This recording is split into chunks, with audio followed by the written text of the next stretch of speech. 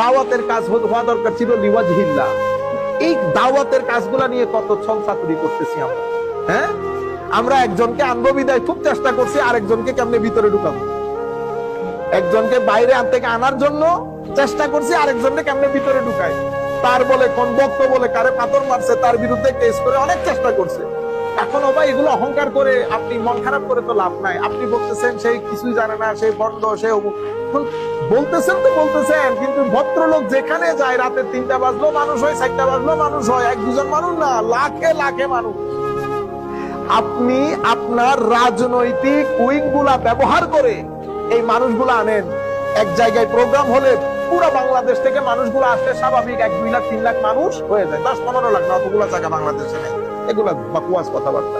এখন আপনি তো পুরো রাজনৈতিক শক্তি ব্যবহার করেন, কিন্তু আমার এই ভদ্রলোক আপনি বলতেছেন এই কিছু জানা, আমি বলতেছি হ্যাঁ ঠিক আছে জানা না, কিন্তু ও যেখানে যায় রাতে 3টা হইলেও মানুষ 2 লাখ থাকে। এখন ওরে কেমনে ব্লক করা যায়? আপনি আসার জন্য ওরে ব্লক করে দিতে হবে, এত ভয় আপনার?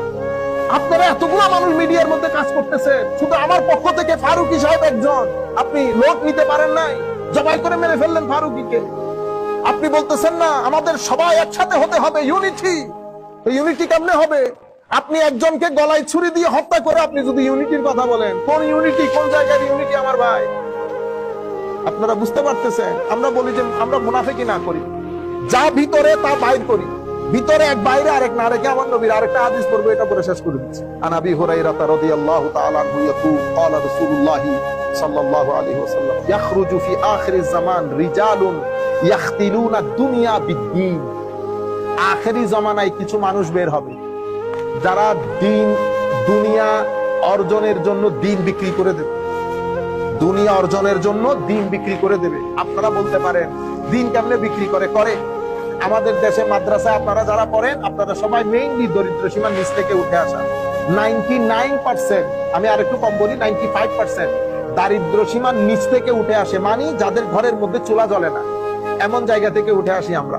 আসার পরে যেহেতু টাকা পয়সা নাই, আমরা ইদার উদার করে সত্তা ফিতরা খেয়ে কোন রকম পেলে পুষে বড় হই। তখন আমাদের কাছে কিছু মানুষ আছে যাদের বড় সংগঠন আছে, সেই সংগঠনগুলো তাদেরকে কি করে? লুক আফটার করে। সংগঠনগুলো তাদেরকে লুক আফটার করে, লোকাল, ন্যাশনাল, ইন্টারন্যাশনাল।